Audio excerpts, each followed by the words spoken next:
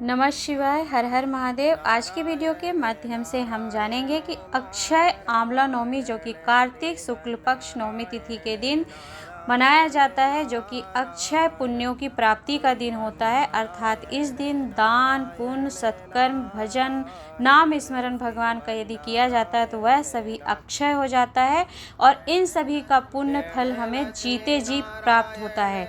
तो इसी सभी बातों पर हम चर्चा करेंगे, उसके महत्व को जानेंगे कि अक्षय नवमी का क्या महत्व है। साथ में ही स्कंद पुराण विष्णु पुराण में वर्णित 4 ऐसे उपाय जानेंगे जिसमें आपको नौकरी व्यापार व्यवसाय की वृद्धि, साथ में लक्ष्मी प्राप्ति, या फिर किसी बच्चे को ज्योतिषी ने देखा है कुंडली और बताया है कि उनकी अल्पायु है, किसी एक्सीडेंट से उनकी मृत्यु हो जाएगी, तो उसके लिए अक्षय नवमी और आंवला नवमी जो है उस दिन यदि उपाय किया जाता है तो निश्चित ही दीर्घायु बच्चा होता है। साथ में यदि आपने आंवले का वृक्ष रोपित किया है और उसमें फल नहीं आते हैं तो आंवले वृक्ष की फल को प्राप्त करने के लिए आपको कैसा उपाय करना चाहिए आंवला नवमी के दिन, इन सभी उपायों के बारे में आपको जानकारी प्राप्त होगी। तो वीडियो को अंत तक जरूर सुनिएगा, देखिएगा। चैनल पर पहली बार आए हैं तो चैनल सब्सक्राइब कर लीजिएगा, साथ में ही वीडियो को लाइक करके शेयर कर दीजिएगा जिससे अधिक से अधिक लोग इसका लाभ प्राप्त कर सके। कुछ पूछना हो कमेंट बॉक्स में तो पूछेगा, हम उसे बताने का प्रयास करेंगे। तो चलिए देर नहीं करते हैं, सर्वप्रथम हम आंवले की महत्वता, जो कि अक्षय आंवला नवमी का दिन होता है, कार्तिक शुक्ल पक्ष नवमी तिथि के दिन का क्या महत्व है उसके बारे में जानते हैं। तो पहला महत्व तो अक्षय नवमी का यही है कि इस दिन किया गया दान पुण्य सत्कर्म भजन कीर्तन नाम स्मरण आदि का पुण्य आपको जीते जी प्राप्त होता है और कभी क्षय नहीं होता। क्षय मतलब कभी भी समाप्त नहीं होता है, अजर होता है, अमर होता है और अक्षय पुण्यों की प्राप्ति करने वाला दिन होता है। जैसा कि अक्षय तृतीया का दिन होता है, ठीक उसी प्रकार अक्षय नवमी का दिन होता है जिस दिन सभी पुण्य हमें अक्षय रूप में प्राप्त होते हैं। साथ में ही इस दिन अर्थात आंवला नवमी के दिन भगवान विष्णु क्षीर सागर से निकलकर आंवले के ऊपर विराजमान होते हैं और सूर्य का प्रकाश आए उससे पहले आकर के विराजमान होते हैं। इसीलिए कार्तिक के माह में ब्रह्म मुहूर्त में कार्तिक का स्नान सूर्य के प्रकाश के आने से पहले का वर्णन मिलता है शास्त्रों में।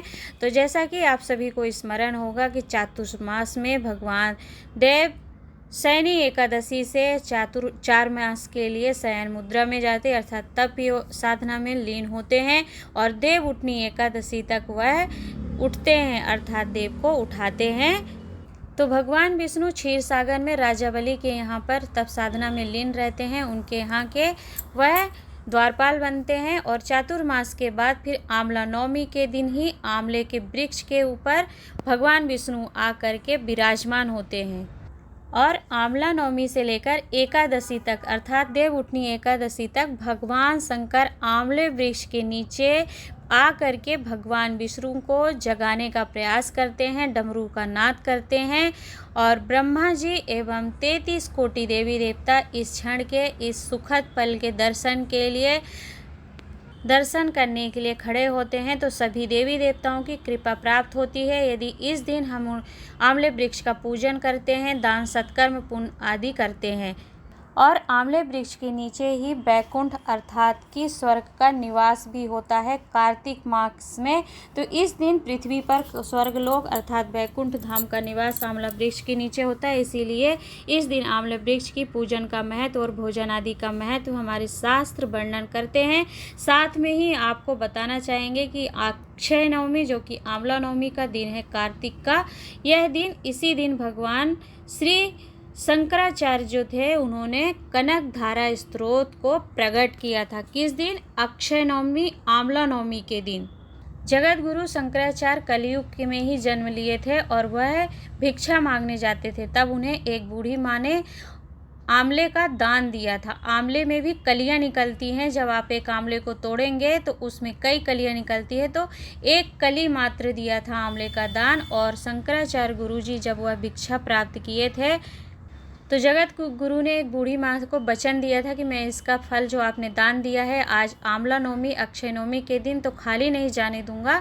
और जगत गुरु शंकराचार्य ने कनक धारा स्त्रोत को प्रकट किया था अक्षय नवमी के दिन और माता लक्ष्मी से वर प्राप्त किया था। और माता लक्ष्मी ने कनक धारा स्त्रोत का जब शंकराचार्य गुरु ने स्तवन किया था, पाठ किया था बूढ़ी माँ को धन भंडार प्राप्ति के लिए, तो माता लक्ष्मी ने कहा था यदि आप अपनी तप साधना को मुझे देते हैं। जगत गुरु शंकराचार्य अपने दान पुण्य सत्कर्म के बल पर कनकधारा स्त्रोत को प्रकट करते हैं और माता लक्ष्मी से वर मांगते हैं कि माँ मुझे इतनी कृपा कर दीजिए, वर दे दीजिए कि मनुष्यों को जीते जी अक्षय नवमी आंवला नवमी के दिन यदि कोई वो दान करते हैं, सत्कर्म करते हैं, भजन करते हैं तो उसका फल उन्हें जीते जी प्राप्त हो जाए। मृत्यु आने से पश्चात अन्य दान पुण्य सत्कर्म का भले ही फल आपके मृत्यु के पश्चात प्राप्त होता है, परंतु अक्षय नवमी आंवला नवमी के दिन यदि आप कुछ भी एक आंवले का दान भी करते हैं तो आपकी गरुड़ पुराण में लिखा है कि 11 लाख कीड़ों की योनियां होती हैं।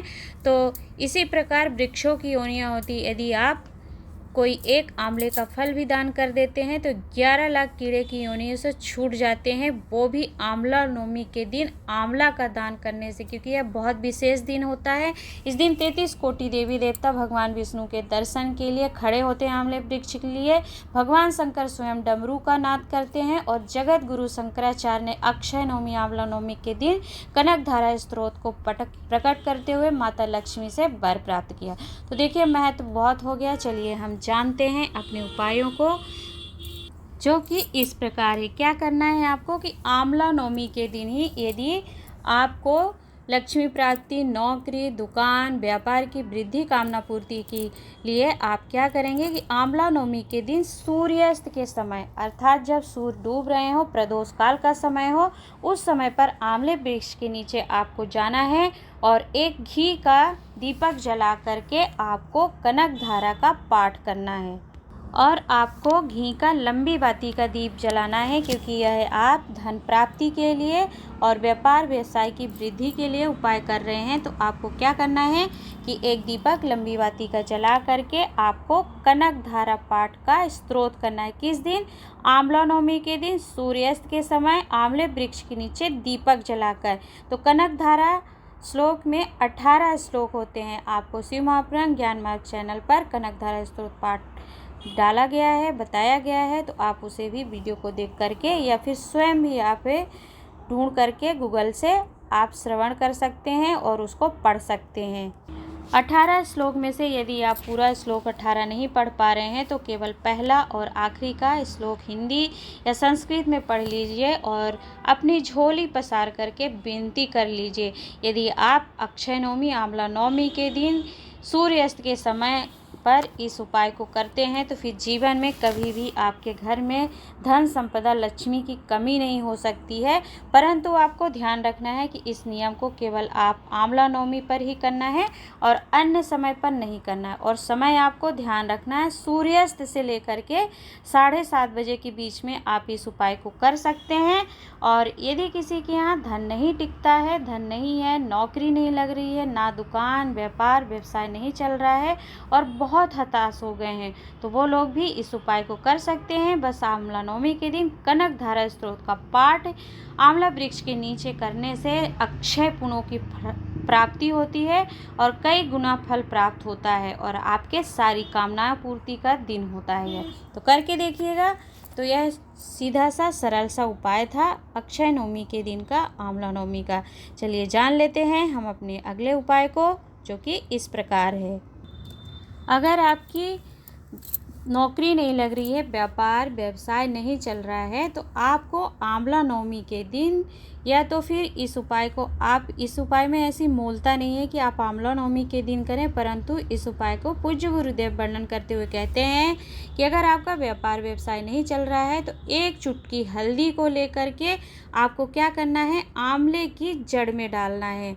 और क्या करना है, आंवले की जड़ में एक चुटकी हल्दी डाल दीजिए आप और श्री हरिहर महादेव का नाम लेकर हल्दी डाल करके फिर आपको एक कलश में जल लेकर के अपना मुख पूर्व दिशा की ओर करके उस हल्दी के ऊपर आंवले वृक्ष की जड़ के नीचे ही हाथ में लिए हुए कलश का जल धीरे धीरे जड़ पर डालते हैं तो निश्चित ही आपको दुकान, व्यापार, व्यवसाय में वृद्धि होती है। और जिनकी नौकरी नहीं लग रही होती है, नौकरी की कामना पूर्ति के लिए यदि वह चढ़ाते हैं हल्दी को और 1 लोटे कलश का जल जड़ पर समर्पित करते हैं तो उन्हें निश्चित ही इस फल की कामना पूर्ति प्राप्त होती है। इस उपाय का वर्णन पूज्य गुरुदेव कहते हैं कि विष्णु पुराण, शिव महापुराण एवं स्कंद पुराण में वर्णन स्पष्ट किया गया है। तो आप इस उपाय को कब कब कर सकते हैं?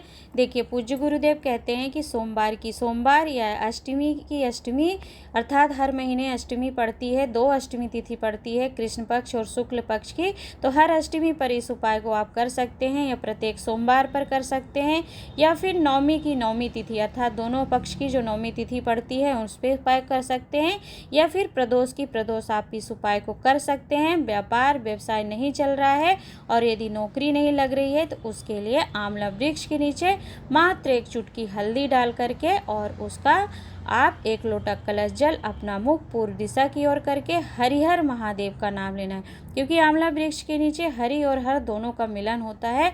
तो दोनों के स्मरण से आपके कार्य बनने लगते हैं और निश्चित ही आपको सफलता प्राप्त होती है।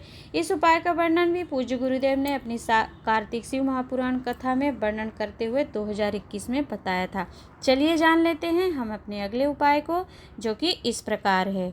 अगला उपाय हमारा, यदि मान लीजिए आपके घर में कोई बच्चे हैं या कोई भी व्यक्ति आपके घर का बड़ा हो चुका है, बच्चा है और उनकी कुंडली को आपने दिखाया है और ज्योतिषी ने बताया कि आपका पुत्र या व्यक्ति वह अल्पायु है, अर्थात एक्सीडेंट या अन्य किसी कारण से उनकी मृत्यु हो जाएगी, तो आंवला नवमी का दिन यह बहुत खास और विशेष महत्वता रखता है। ऐसे क्या करेंगे? बच्चे की दीर्घायु प्राप्ति की कामना के लिए आप आंवला नवमी के दिन बच्चे के हाथ में लेपन कर दीजिए। उसके दोनों हाथ की हथेली को खोलकर आप कुमकुम से लेपन कर दीजिए। पूरे हाथ में उसके हथेली पर कुमकुम लगा दीजिए और कुमकुम को जब आप गीला करके हाथ में लगा देंगे तो वह थोड़ा गीला रहेगा और यदि उस पर आप लाइन खींचते हैं तो खिंच जाएगी।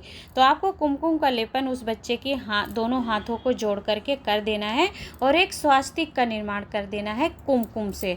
और स्वास्तिक का निर्माण करके कुमकुम से ही बना करके उसके हाथ में स्वास्तिक, फिर उस हाथ के छापे को आपको आंवला नवमी के दिन आंवला वृक्ष की जड़ पर अर्थात आंवला वृक्ष के ऊपर आप उस बच्चे को कुमकुम का स्वास्तिक बना करके छापा लगवा दीजिए मात्र 5 बार। तो यदि उस बच्चे को ज्योतिषी ने अल्पायु का योग बताया है तो वह निश्चित ही दीर्घायु हो जाता है और उसकी एक्सीडेंट या अन्य किसी कारण से वह मृत्यु को प्राप्त नहीं करता है, क्योंकि इस दिन यदि आंवला वृक्ष के नीचे कुछ भी आप उपाय करते हैं तो आपको उन महादेव और भगवान नारायण दोनों का फल प्राप्त होता है।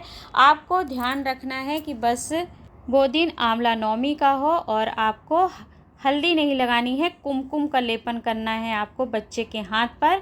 और जब गीला करके लगा देंगे तो एक उंगली से अपने खींच करके लाइनों को स्वास्तिक का निर्माण बच्चे के हाथ में करके 5 बार छापा लगवाएंगे तो वह दीर्घायु होगा और उसको भी पूर्ण आयु पूर्ण जीवन प्राप्त होगा। तो यह उपाय है। यदि बच्चों को अल्पायु का योग बताया है या किसी भी व्यक्ति को, तो आप इस उपाय को अक्षय नवमी पर कर सकते हैं। आइए जानते हैं हम अगले उपाय को, जो कि आंवला नवमी के दिन ही किया जाएगा। मान लीजिए कि आपने आंवले का वृक्ष कहीं रोपण किया है, लगाया है, क्योंकि आंवला का वृक्ष हमारे शास्त्रों में ही नहीं, वेदों में, पुराणों में और आयुर्वेद के अनुसार भी बहुत लाभकारी प्रभाव और उसके फल को बताया गया है। तो आंवले का वृक्ष बहुत ही महत्वपूर्ण होता है पूजन विधान और आदि उसके खाने के लिए, फल खाने के लिए और उसके पूजन के साथ ही यदि आप आंवले का सेवन करते हैं तो आपको कई फलों की प्राप्ति होती है। तो यदि आपने कोई आंवले का वृक्ष लगाया है और उस पर फल नहीं लगते हैं तो उसके लिए आप एक उपाय अवश्य करिएगा।